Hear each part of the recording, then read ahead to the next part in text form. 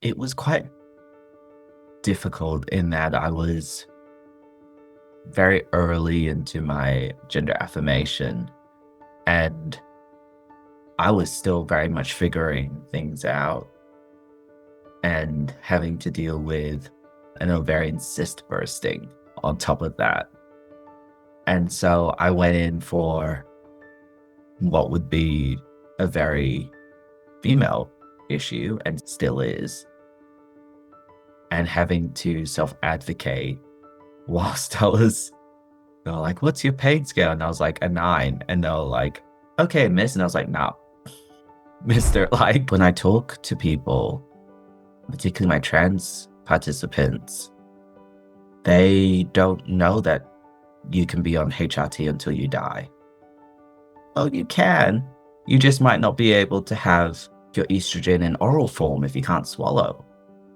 But there's patches, there's injections, there's so many other ways that you can do it. And it's about that literacy around death and dying and also palliative and end-of-life care. When you're talking to a medical practitioner, you're not just seen as trans, but as a whole person as well. And I think that would be like the most meaningful change. Don't Be Caught Dead, the show bringing stories of death back to life. Here's your host, Catherine Ashton.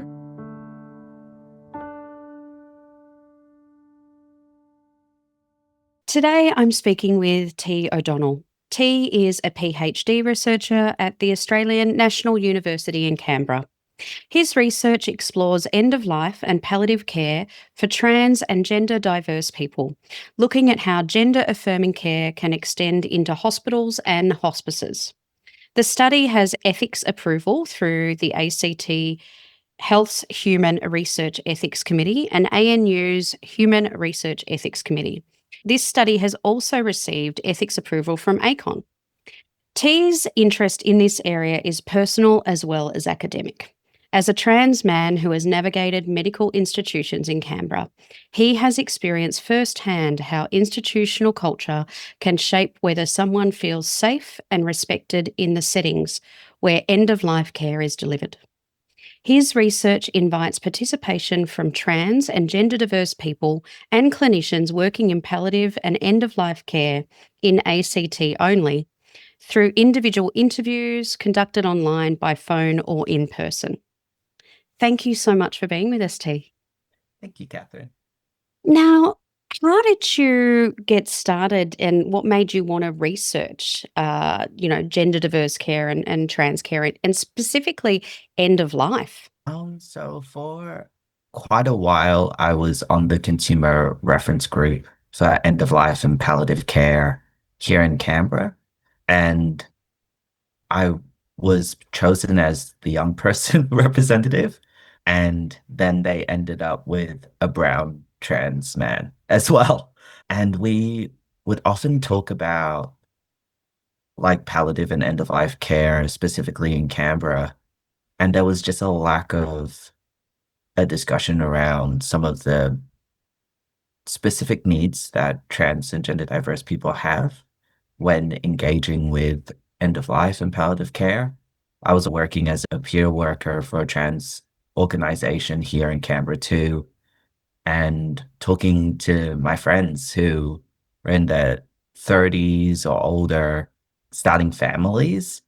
And we also have aging parents, and I was having those conversations with my parents as well after a cancer diagnosis with my dad, and he didn't have an advanced care directive or a will.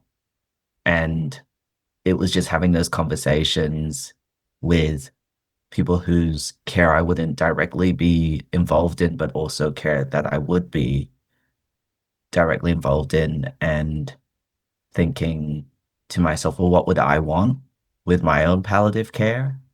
And the kind of easiest way to get my family on board, particularly my parents, was to show, look, it's so easy to do a will. Well, not so much an advanced care directive. I'm still personally working through mine. But I was like, look, we can do this. I can do it and I'm in my late 20s, you can do it. And just having those kind of conversations with medical practitioners as well. When I started HRT, hormone replacement therapy, they were like, well, this is for life. And I was like, well, what do you mean by that? And it's listed as a medication, but it's also not necessarily a life sustaining medication in the true medical sense of the term, but it is for the kind of psych sense. So it's just like a whole bunch of things that then I was putting together, and I was like, well, how can I be funded to look into this? And A&E School of Sociology at the moment has a really interesting academic turn towards trans studies. And that's where I did my undergrad. And so I just reached out to some of the people the lecturers that I knew, and was like, hey, this sounds interesting. And here I am. Was it through your own lived experience that you ended up being on these consumer advisor committee in the first place? Yeah, I was working in mental health in administration support, and the email just came through. And I looked at it and I was like, oh, I'm really interested in death and dying. And I have been like as an academic interest for a long time. And I was the right age. And I just applied thinking, they'll probably find a younger person. And instead they got me. And it was, yeah, just random that I ended up on that group. But I hadn't had any previous experience with palliative care. My maternal grandparents died, I think how we would frame it as quite bad deaths, in that they were both in pain and had expressed that they wanted to die, like multiple times leading up to their eventual deaths. And so that really shaped how I thought about death and dying, like from a human perspective. And then my dog died, and the way the vet explained it was amazing. And I remember thinking to myself, why can we explain it so well when an animal is dying compared to my grandparents? I wasn't allowed to see my granddad's body. I asked, and they were like, no, you're a bit too young. And how old were you when that happened? I was 16 or 17. And I get that you don't want that to be your last memory of him. And at that time, I was like, okay, sure, you know better or best, I guess. But that's something that I regret. And we were living overseas as well, so we weren't able to be here for his death. And just thinking through that, and then the kind of work that I was doing on the consumer reference group, and being able to be present for my dog's death as well, were all really important touchstones for how I was like, oh, okay, this is how I want to advocate for how I think I'd like to die. And having those really open conversations with my parents as well, because they've been very adamant they're separate, but we don't want to be in homes. They've both expressed that separately, and or put into aged care facilities. And then I've been thinking, was like, oh, okay, so what would that be, home base? Would that be in hospital? Would that be hospice? When you say not into an aged care facility, what actually do you mean? And like I said, we're living overseas. My dad still lives overseas at the moment, and we've had to have conversations because he lives alone. And I'm like, well, who's your emergency contacts? Who can you, who can I call if you don't call me? Because we talk daily. And he hadn't thought about it. And I was like, what happens if you fall? And I don't think he will, because he's quite active.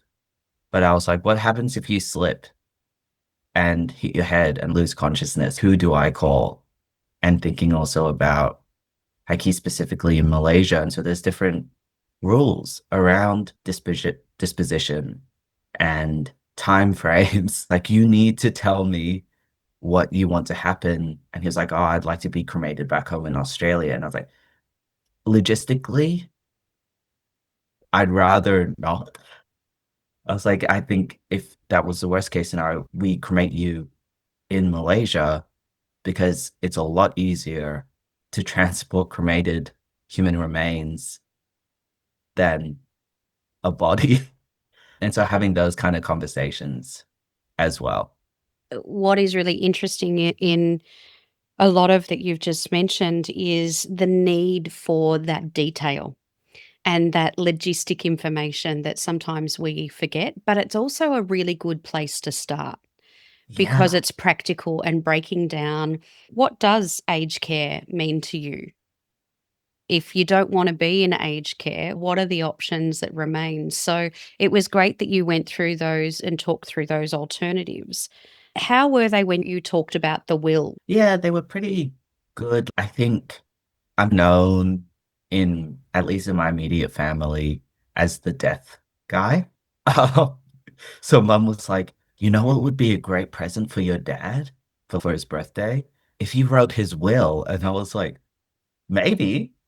So it was actually been, they're really open about it and they know that, and mum is great. She's really great at research. So I was like, here, look, these are your options and stuff like that. And then she took that information and ran with it. Whereas my dad was like, you just do it for me. And I was like, I think you need to be involved. Or at least if you don't want to do it by yourself, like we can do it together. And that's like on our list for when we next see each other is talking about an advanced care directive. It's also a bit tricky because, like I said, he lives overseas, but like his extended family, like his dad is in Sydney and we're based in the ACT. I'm just thinking about all of the different laws that you're talking Yeah. about there in 3 different locations. In 3 different locations, and like an advanced care directive is quite different here in the ACT, is quite different to a New South Wales one. And then it's also, and I've mainly had these conversations with my mum, but talking about like, where do you want to, like, if you want to be cremated or have a natural burial or whatever, where? Because we've lived overseas for such a long time. Like for me, 16 years, for my parents around 20 plus, like all up. And I was like, we don't really have specific ties here. So what do you want to do? And then also thinking about that for me, I was like at this point, or legally, I've changed everything that I can. So I don't have to worry about what my death certificate will say or what my medical records say when I have to engage with that care. But that's also because I wasn't born like in New South Wales, for example, where up until very recently, you had to have surgery to be able to change your gender marker. Um, And yeah, and that was like, I've been very fortunate that I've been able to do the administrative side of things quite easily and that I've been able to afford it as well. And just thinking through those logistics too. and is that something that you mind sharing with us, that detail of what are the sort of things that you do need to change? What are the sort of challenges that you come across? Because we've touched on the more traditional or conventional side of your parents and talking about advanced care directives, but you yourself have actually been through such a journey through your healthcare and navigating those systems. What does it mean to you? It's been a bit harder because I'm adopted. My parents are white Australian, they're from Sydney, and my sister and I were both adopted from Cambodia. So technically, this is my third name change on a deed poll.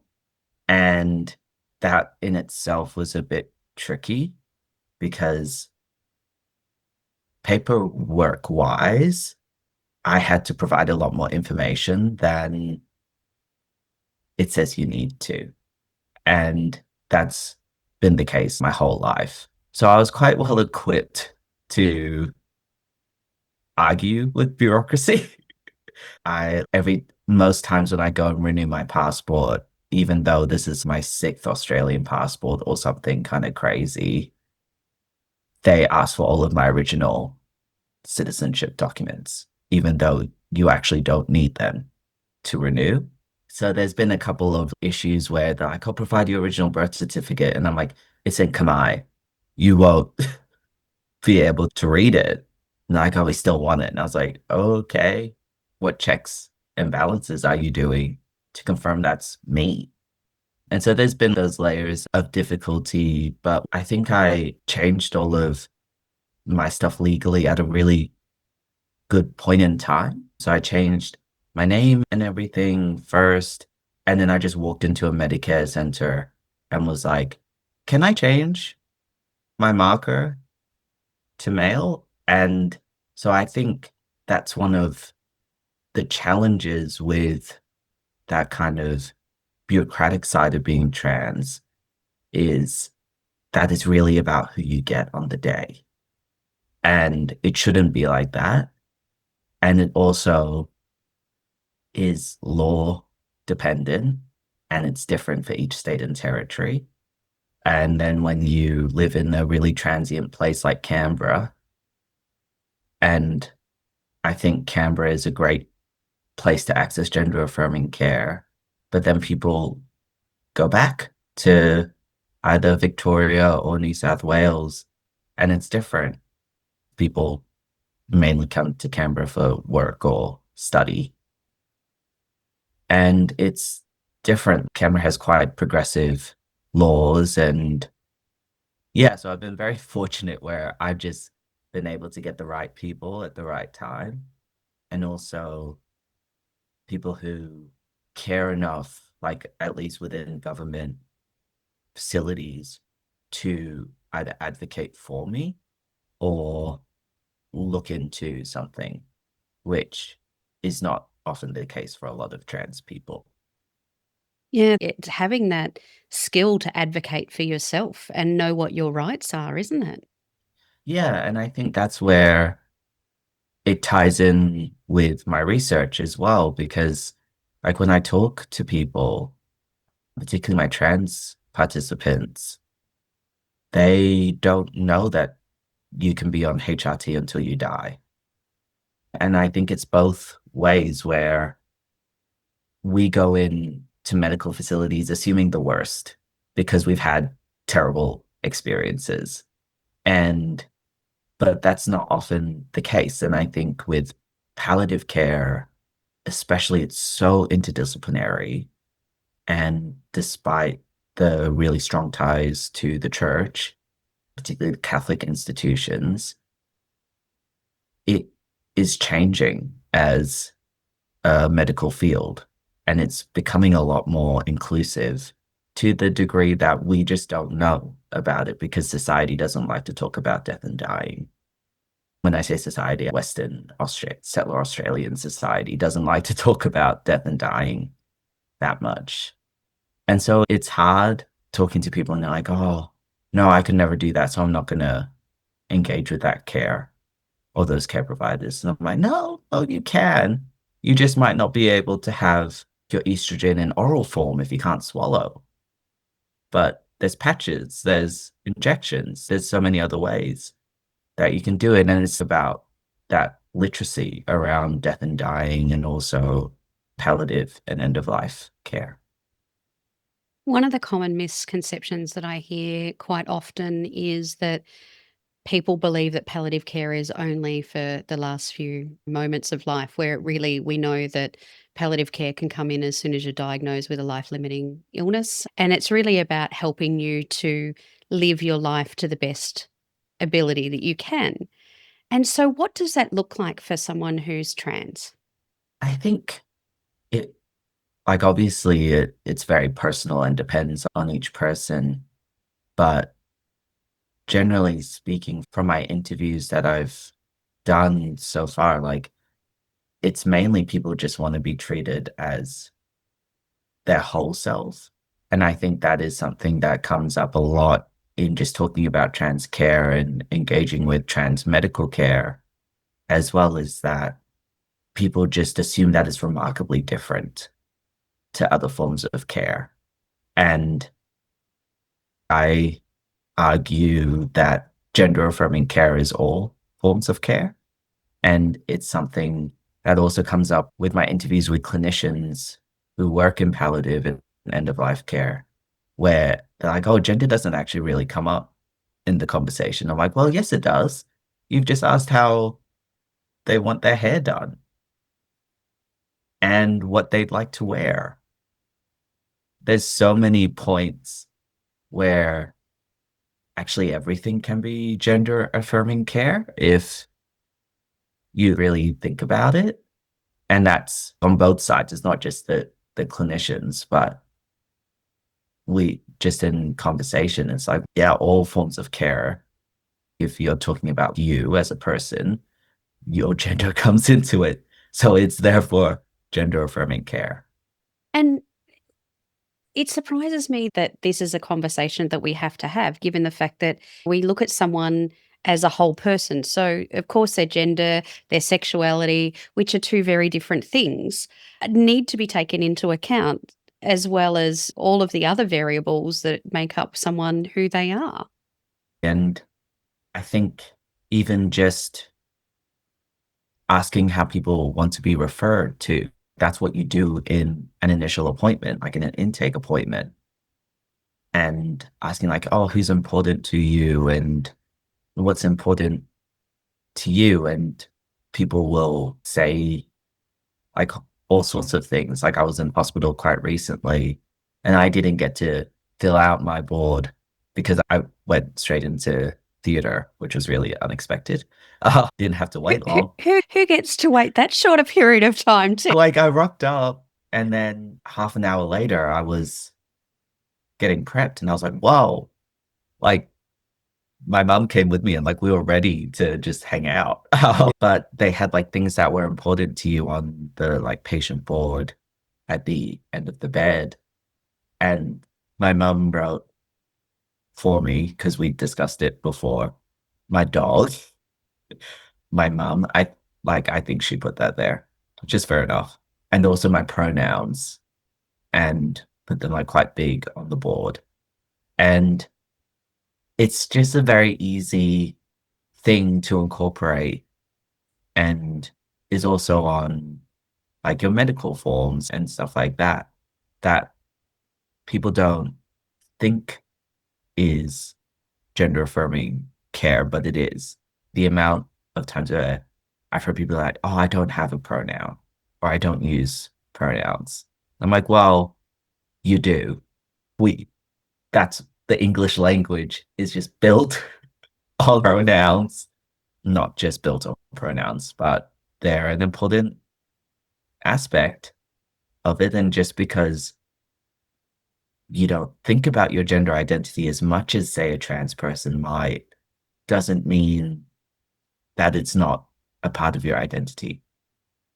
And you're right, it's on every single form that you fill out. Whether you consciously think about it or not, it is part of how you identify, whether you tick the Ms., Mrs., Miss, Mr., Master, whatever the old type of form used to be, which a lot of them haven't progressed very far. Yeah. And one thing that I always am amazed at with domestic travel, for example, is that they don't ask for much information at all about you as a passenger, but the title is really important. They're always like, you have to put in a title. And I'm like, why do you need that information about me? But gender always comes up in really unexpected places. And the same is for palliative and end of life care. That's really interesting because I have never given that a second thought because it isn't something that I have to consciously think about. But for someone obviously who has made a choice, that is a really significant thing to be doing, I assume.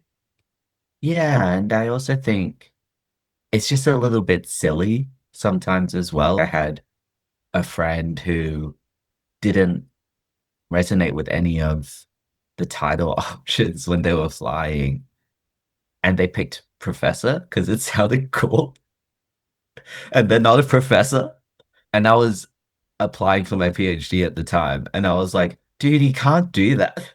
I was like, you have to earn that, but also you don't really. It's no one is checking you at the door to be like, are you actually a professor?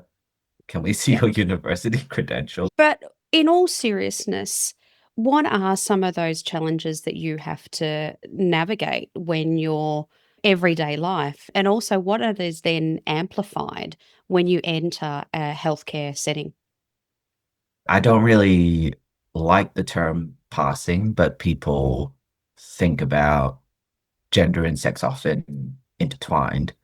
And so I think when people are either starting or they don't similarly have different opinions about passing, that's always an issue where like I pretty much as soon as I started testosterone, my life got so much easier. I was being gendered correctly. T, when you say passing, you're not referring to death in this context, are you? No, I'm not. But how people read you gender wise is how I'm referring. Yeah, you look at someone, you try and put them into a gender box. And so I think when you don't necessarily pass or fit people's conventional ideas of what male or female looks like, and this is also not talking about people who have variations in sexual characteristics at all, which is a whole other thing, especially with medical interactions. That is just like a daily challenge that people face. I have been like quite fortunate with that now people just see me as male, but then also race comes into it a lot for me. Now they're just like, oh, a brown guy. And I'm like, okay. So you're not being sexist or transphobic anymore. You're just being a bit racist. Um, Yeah. and but then for engaging with medical services, I've had to engage with stereotypically feminine services as well, engaging with sexual health care, for example. And they're like, what is this man doing here at the hospital for women? And I'm like, surprise. Uh, I have medical conditions as well. And that can be quite tricky to navigate, especially if self advocacy is not a huge thing that you've done in the past. So I think that those kinds of engagements with medical services can be quite tricky. And then also the repeated having to come out is something that is can be really wearing on people. And like I mentioned a bit earlier, palliative care and hospices have a long history with the church and with Christianity, and they haven't always been the greatest allies for LGBTQIA plus people. And that can also be seen as a barrier as well. And a lot of private services are still run by religious affiliated groups too. And up until a few years ago, the only hospice in Canberra was run by a religious affiliated group too. So there's like all of these different layers of complexity that can make things hard, especially if you don't necessarily want to go through the bureaucratic nightmare that is changing everything legally, and you're quite happy just socially transitioning and then entering those medical spaces and being misgendered or referred to incorrectly. We call it dead naming, which is also like linking to death and dying as well. But having those kind of interactions as well when you're already in a really vulnerable state, like most people don't rock up to doctors or hospitals for fun and compounding those kind of experiences can make people reluctant to attend. And it just makes me think of people don't know what they don't know. And as you were mentioning, it is very much dependent on the level of literacy, or should I say, is the level of literacy dependent on their ability to advocate for themselves? Yes and no. I feel like, particularly if we're like referring to advanced care directives and wills and like that kind of those kind of things. The general Australian population, I think the rates for having an advanced care directive or an advanced care plan are remarkably low. And then when you apply that to a group like trans people who also have not been counted in the census until this year, for the first time, we will be counted as a population. And like bringing like all of those kind of more systemic issues together, I don't think it's that we're not wanting to be informed. It's just that access is so limited.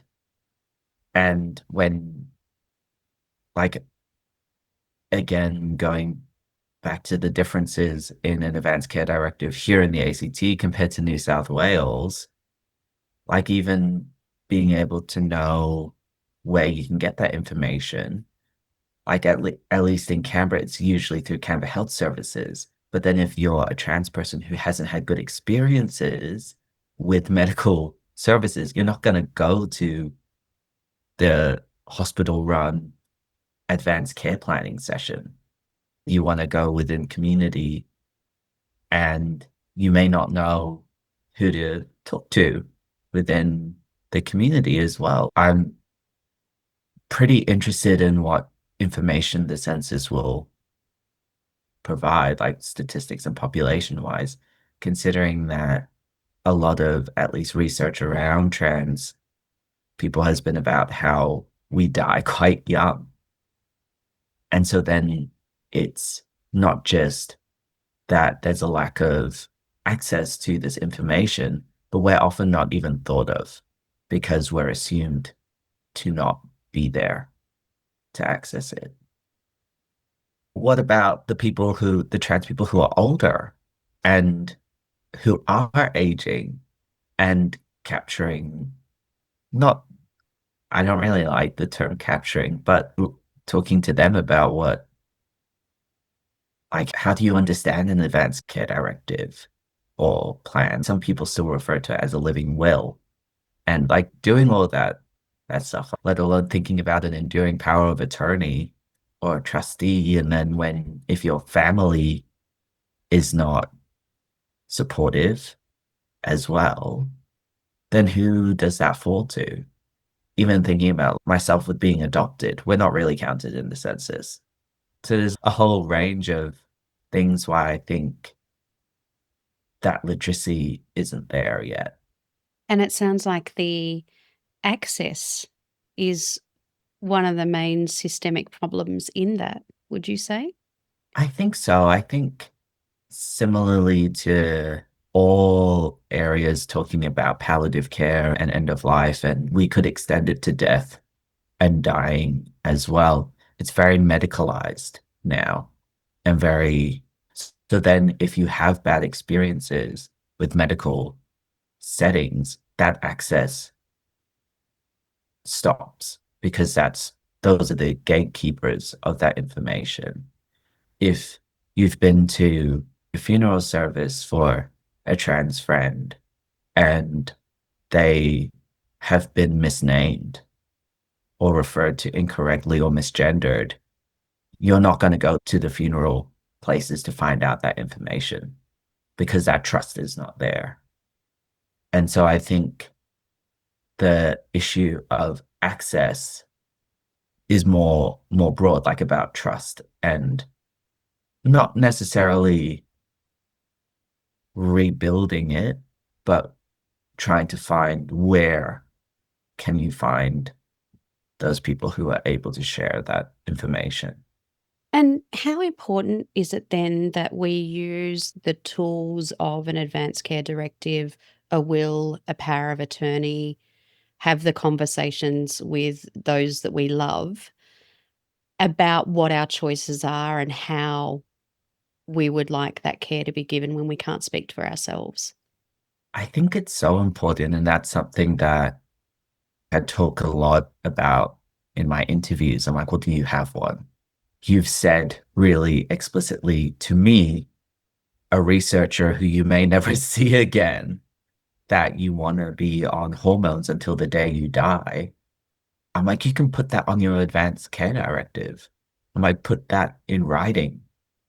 Most of them in Australia are like, you just look up advanced care directive, advanced care plan, and then pop in your state or territory that you're in, and it'll take you to that page. There were kind of discussions about doing that kind of work within the Canberra trans community as part of this project. People just think, oh, it's about what medical devices I want or DNR and stuff like that. But there are a lot more social documents than people think. And there's also, I feel, an assumption that they are fixed, which is also something that people, I think, are beginning to realize, oh no, I can just change it. Like, I wouldn't recommend changing it daily or doing that, but your needs and wants will change. Just in my some of my interviews, I'm like, just like with your gender, things will change. And that is fine. Just make sure you've written it down. And I think that's the thing that people need to realize, that these documents, they speak for us and they need to be reviewed. So when our life changes or evolves, we just make sure that the document still speaks to that evolution that we're going through. Yeah. And I think one of the maybe barriers or issues with particularly an advanced care directive is that it's often recommended that you do it with a trusted medical practitioner. A lot of us, and this is also not just trans people, but people who may be a bit younger, don't have a GP. We don't have a family GP anymore. If you've moved around, you don't actually have those trusted medical practitioners anymore that could talk you through those documents, all your wants and stuff. You don't necessarily always need one to begin those kind of documents, but I think at least in Canberra, it's one of the first lines that you see to talk this through with a trusted medical practitioner. And it's like, I personally have one, and I'm very thankful for that. But not a lot of people don't. And that's an issue as well. So, where do you find that people within the community are going to get their information, and have they got the support that they need? At least in Meridian ACT with Silver Rainbow holds a lot of stuff about aging, but that's not necessarily what we're talking about. Anyone can access palliative care, regardless of age. And that's one of the issues again with talking about this research and stuff is there's an assumption of older people. But like here I am, I'm 28 and I'm talking about it. So there's that. I think ACON has a really great modules on palliative and end of life care, so people can access that. But again, it goes back to that broader systemic thing about Australia having different laws for every state and territory. ACON's New South Wales, and then Meridian is here, and then there's a specific kind of like palliative care toolkit in Victoria as well, which is different. And so you can find trans specific resources, but then you almost have to do a bit of translation work to make it apply to your situation, which is a barrier. People don't necessarily spend as much time probably as you or I do looking into these. So I think, and I think the Queer as Death Collective, and I think as well, like if you go into social media forums and stuff, so much of it is American based as well. And there's also like a lot of misconceptions, even about funerals and dispositions, that is often through an Americanized lens, particularly like when thinking about like a good death movement and disposition methods as well. We don't have human composting yet, but I think New York has just passed legislation for it, for example. There's so much information out there which could be accessible, but then you also have to have levels of digital literacy to be able to access them, which is also really hard, especially with the way that the internet and technology is going at the moment. It's hard to distinguish actual information from just fake stuff. And you've spoken about your own personal experience at a Catholic hospital in Canberra specifically. Do you mind giving us some insight? What was it that really stayed with you about your experience? It was quite difficult in that I was very early into my gender affirmation.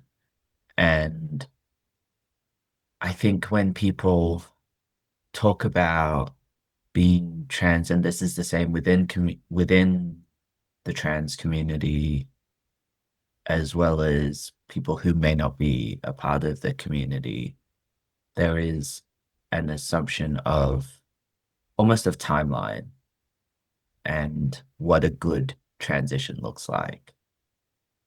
And I was still very much figuring things out and having to deal with an ovarian cyst bursting on top of that.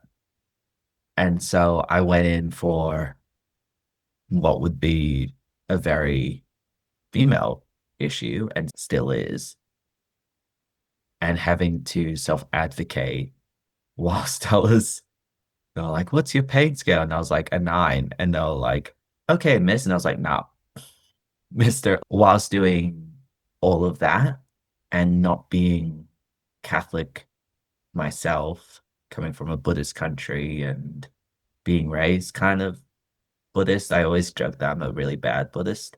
It was like there were so many things about the experience that were very jarring. And then on top of, yeah, like just being misgendered repeatedly, to knowing as well that this was not necessarily a place where I was welcomed by the institution, not necessarily staff individually, but that they had higher ups that wouldn't accept me or be welcoming or understand. Like it's no longer, and that was a public hospital as well. It's no longer a public hospital. It's that hospital is now being run by Canberra Health. So it's not Catholic anymore. But it was also the closest to me at the time and had the quietest ER. Like there's so many compromises that I had to make at that time to be able to receive care, which you shouldn't have to do. And I think that's why it has stuck with me. Thank you for sharing that experience, Dee, because it does highlight, again, when we think of palliative care, it's referred to as a postcode lottery a lot of the time. And so, especially in regional areas, you may find that the only palliative care available may be through a religious organisation. And that does, as you've clearly highlighted, add another layer to consider.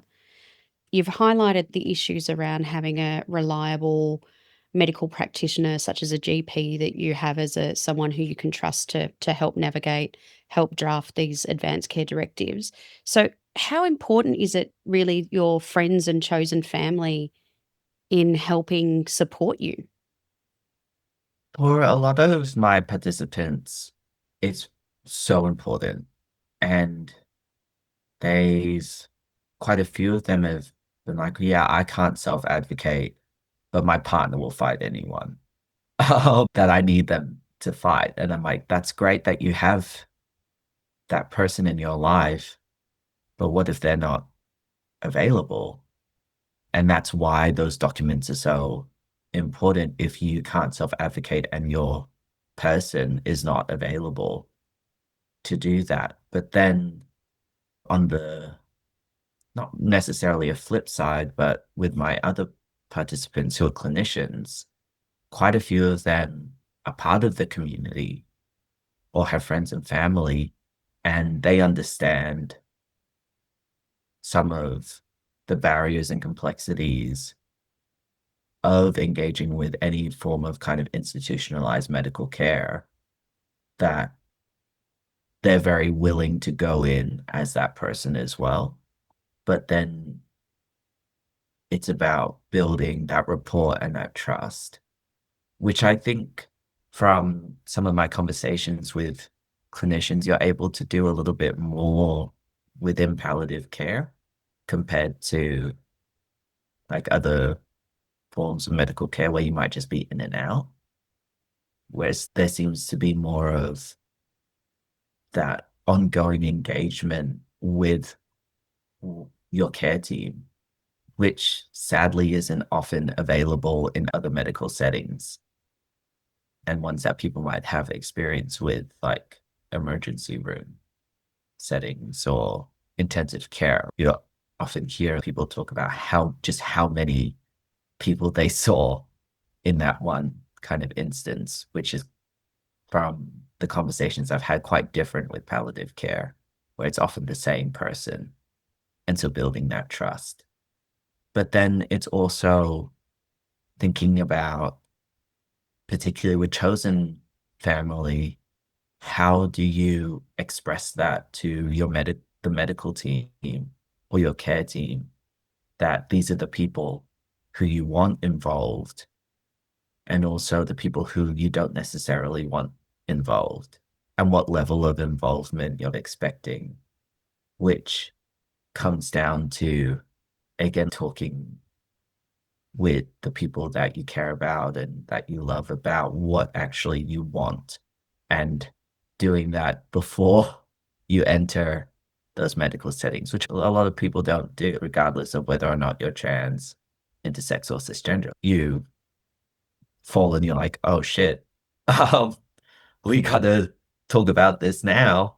And I think even bringing in some of the guidelines or instances like discussions around informed consent, just applying that to all kind of levels of medical care where you're constantly being informed and thinking about what actually you want to happen before things get tricky and also time crunched too.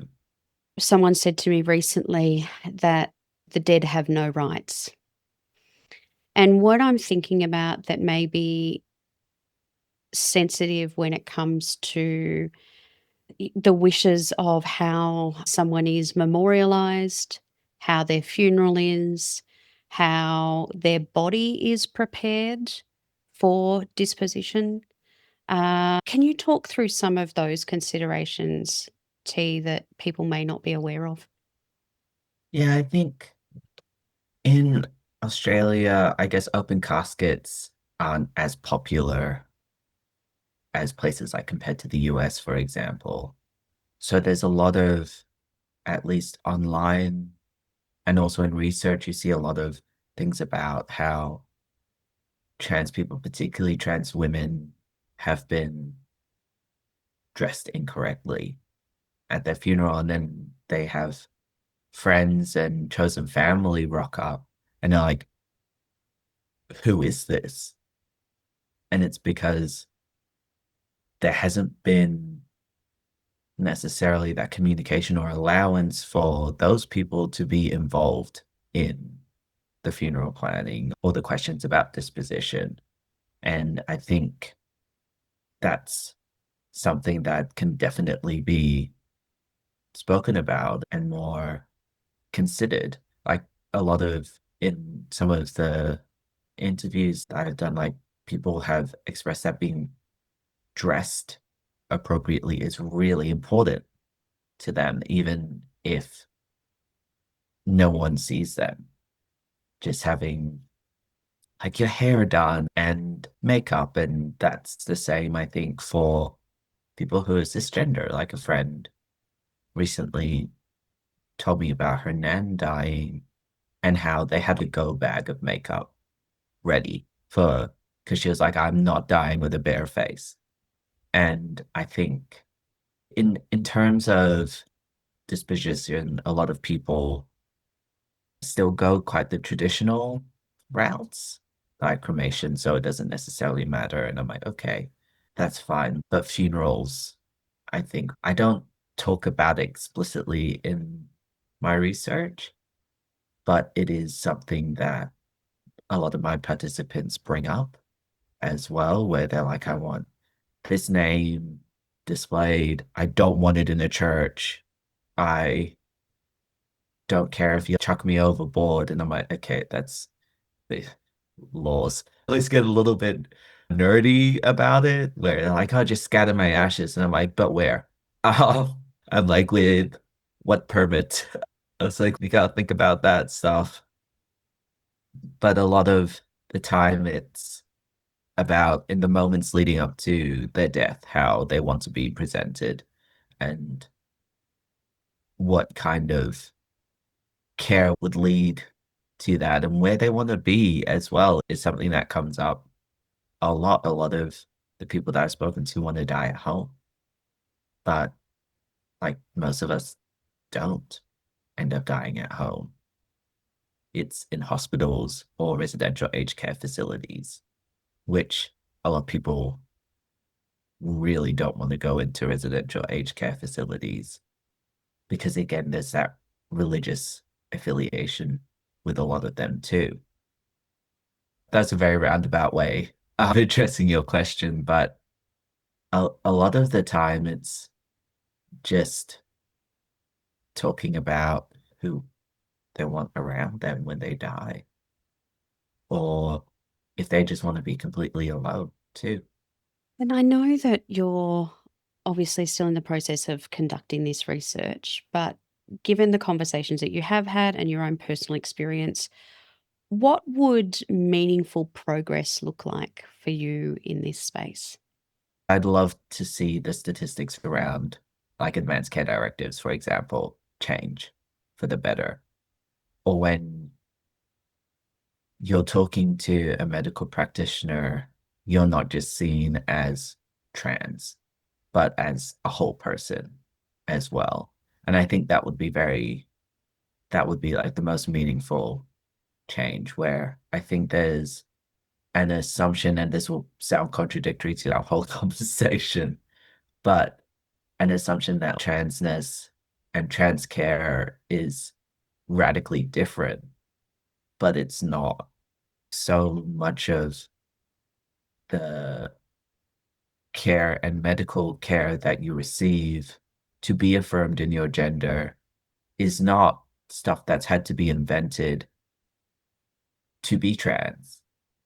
Even that very recent example of that politician in the US who was like, if you have anyone in the military, if you've got low testosterone, we'll give you HRT. It's like, yeah, trans guys have been doing that for ages, and bodybuilders do it as well. So I think that kind of meaningful progress for me would be shifting that idea that trans care is exceptional and different and something that people really have to be trained on or accredited in or specialize in, where actually it's just care more broadly. So that would be like the really big progress for me. But a small one would be seeing those advanced care directive numbers go up. That would be good.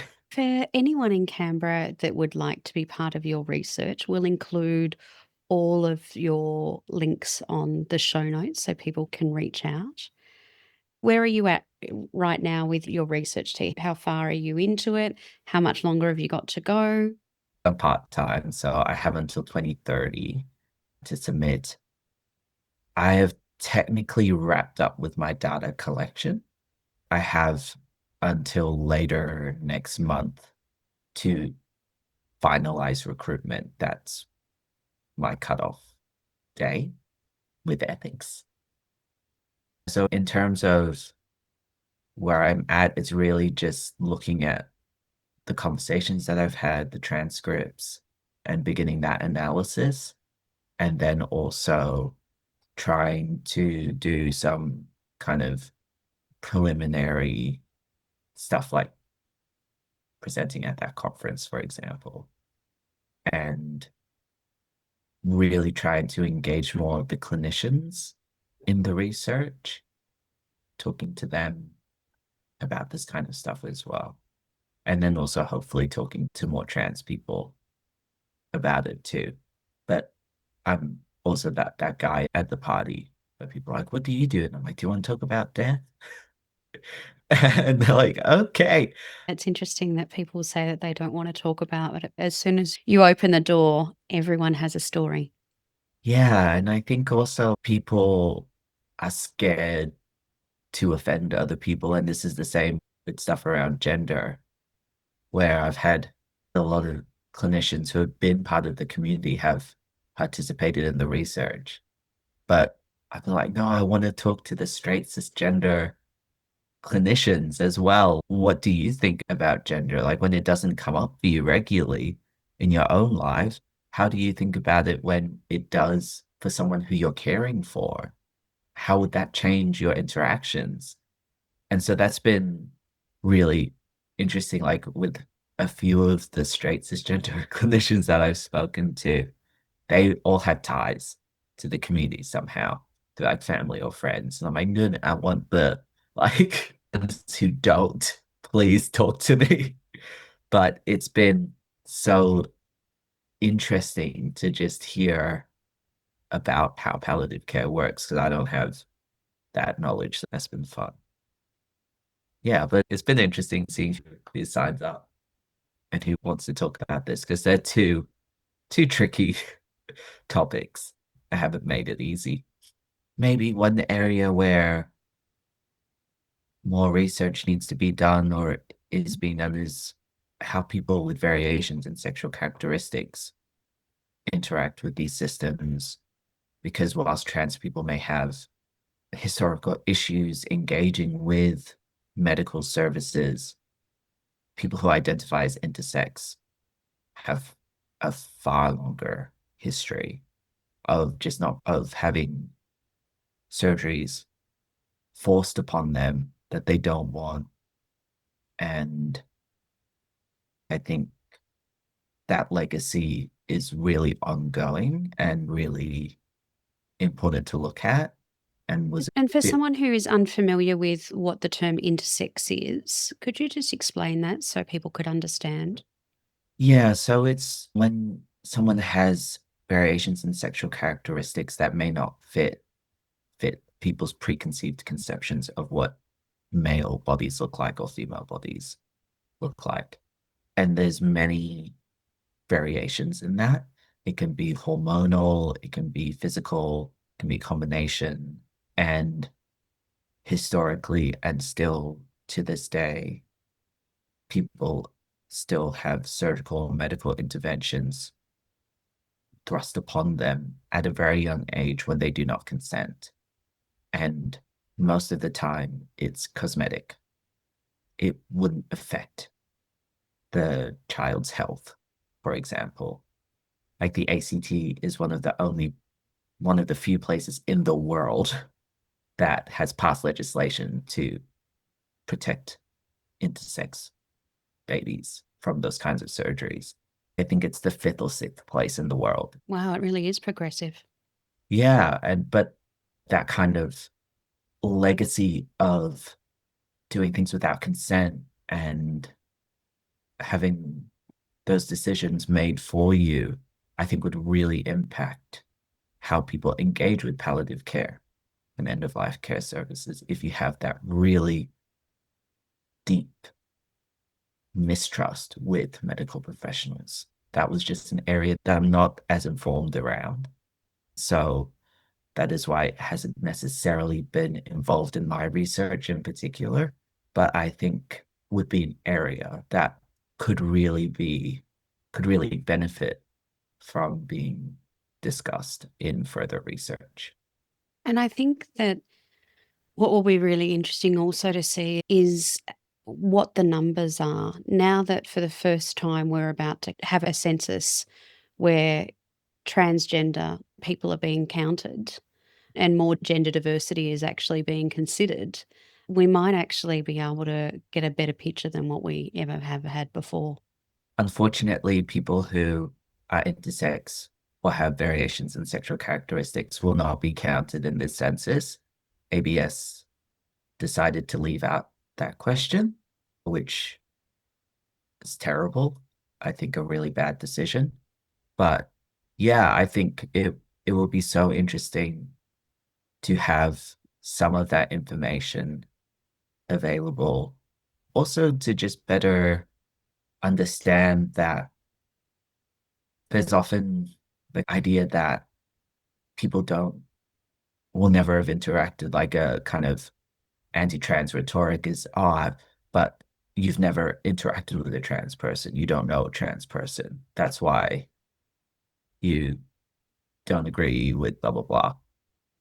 But actually, you probably have met a trans person or a gender diverse person, and you just don't know.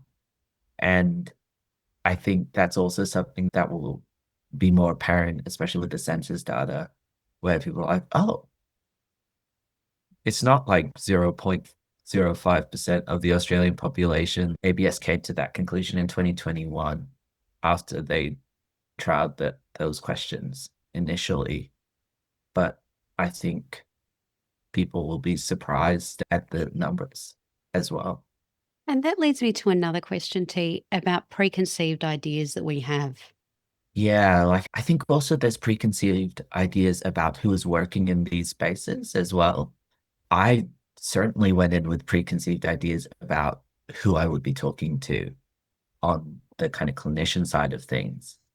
And then people are like, oh yeah, I'm also non-binary or I'm also gay. And I was like, oh, okay, that's cool. I wasn't expecting it in palliative care. I had this assumption that people were older and probably straight white women, like honestly, which is such another interesting kind of gendered dynamic of who is providing care as well and who is adopting caring responsibilities. Regardless of however we enter a situation, we all come with our own lived experience and our own perceptions on how we view experiences and Yeah. scenarios, and something that we just need to be mindful of, I think. And I think also not beat yourself up over it. The world works on categorizing, and it doesn't have to necessarily be a bad thing with that as well. Sometimes it can be really helpful. I think people can categorize what food is good or not edible. Those are the kind of things that I think now people are like, oh, I can't say that or I can't do that. But really, what I think a lot of people want, especially those from marginalized backgrounds, is for you to just ask in a respectful way that is actually quite an easy thing to do and to adopt in everyday kind of interactions as well. It's interesting because I feel like we've done a full circle with the fact that what you were saying earlier is that when you look at a whole person. You look at themselves in the holistic manner. And that's what palliative care is about, is looking at the whole person, Yeah. because you're looking at them as the sum of the parts, not just the binary aspects or how they're categorized, but actually who they are in their full entirety, who makes them unique. Yeah. And that's another reason why I was so interested in palliative care, because it is so holistic and person-centered. And I think so much of medicine really wants to be that. But it's, oh my God, how do we do it? And I was like, look over there. Let palliative care is managing to do it. And when I had to write like my applications and stuff to be able to do this research, oh, who are you going to talk to? And I really struggled with coming up with the correct term of clinicians, because I was like, well, they're not always practitioners. They're not, it's not just doctors, it's not just nurses, but it's like occupational therapists, physios. There's so many different people working in palliative care who you might not expect. And to have the preconception that I had as well of, okay, so the nurses are probably going to be older white women. I was a bit like mixed on the doctors, because I've met a lot of doctors who go against what I think of when people are like doctor, and I'm like, I just picture a person. I don't know anymore. But just landing on the word clinician, and I still have to explain it to people and explain it like to myself. But that was really hard to do because it is so holistic and so big as a field. It is very large. I understand your challenge of trying to actually come up with one particular term. And tell me, T, you have a will by the sounds of it, but you're yet Yes, to do your advanced care directive. I've drafted it. Yeah. I have it like because you can do the printout in in Canberra, and I've drafted it. I think because I'm, like I said, I'm 28, but also like I had to have some medical very recently, some surgery, and I was like trying to think through like how my body would be different following that surgery and what kind of things I'd need to include. I was planning it following that. And also, when you're younger and you bring it up, people get really worried about you. Oh, why are you thinking about this? And I'm like, well, to show my parents that it's really easy to do. Leading That by example. there's that really nice toolkit that really breaks it down. The language is still, I think, would be a bit of a barrier for a lot of people with the Advanced Care Directive. I know Canberra has an easy language one and an easy English one. I don't know if they've translated it into other languages, but then also, like I said, like talking through it with a medical practitioner, I'll probably run through it with my parents most likely, like for mine to fill out to be like you have more experience in hospitals and like medical settings. And in the scenario that they're the ones caring for me, what would you also think about these choices that I'm making? Because whilst it's a very individual and personal document, the people around you are still affected entirely. And I think that's another thing that isn't really discussed with those kinds of documents where people are like, oh, it's mine. I'm like, yes, 100% it is. But if my mom put something down and then I had to do it, like that, that would also be really hard. And it's much And, better to have those conversations well before you need to, rather than standing at yeah. the bedside feeling very vulnerable and under pressure with time And constraints. if you have siblings, or other parties involved as well, like we've discussed. And I'm not too sure if my sister is aware, but me and my parents are like, oh, I will be the executor, not just because I'm the eldest, but also I think they're like, well, you're the death researcher. I've also had conversations where I'm like, well, I think actually my sister would be really good in these kinds of situations. And like thinking through that stuff as well is really important. It doesn't have to be one person who does it all. And having someone who is an outsider to the immediate situation can also be really helpful, which is where I think involvement and trust with clinicians is really important. One of the clinicians that I spoke to, they were like, yeah, I'll fight, mom. I'll fight that. You don't want that? Okay. I'll be the person that they can yell at. And that kind of support is really important, both in trans specific settings, but also palliative and end of life care. Because when someone's dying, it's really hard. And that's where another valid point is to not only have the documents, but make sure they're readily available so they can be pulled out in those scenarios and used as a tool to help talk through. Yeah, and that's where I think digital things are great. You can just send the link to everyone, and where there's a bit less reliance on having a lawyer. And my family doesn't have a lawyer. And preparing where things are and exactly where they're kept, and then keeping people up to date with that as well. I saw someone who was like, oh, I keep my will in my glove box because statistically, that's most likely where something's going to happen. I was like, oh, that's smart. But I hope Yeah. their key contacts know exactly where that will's kept.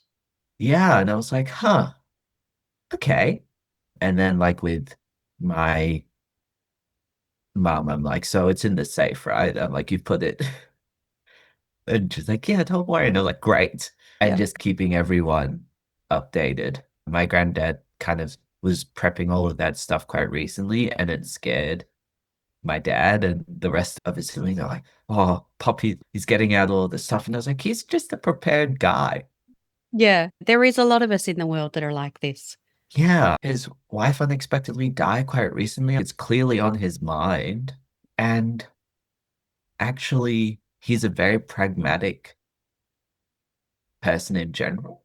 So I was like, this makes sense for Poppy to be like, this is where everything is. Like, I understand that it would be confronting, but also he's 93 and And if you shouldn't be maybe getting some paperwork in order at that yeah, stage. and he has 5 kids. People need to know, like, Yeah, that sounds like Poppy's being very well planned. That's yeah. very good. Yeah. I was I like, can't oh, thank you.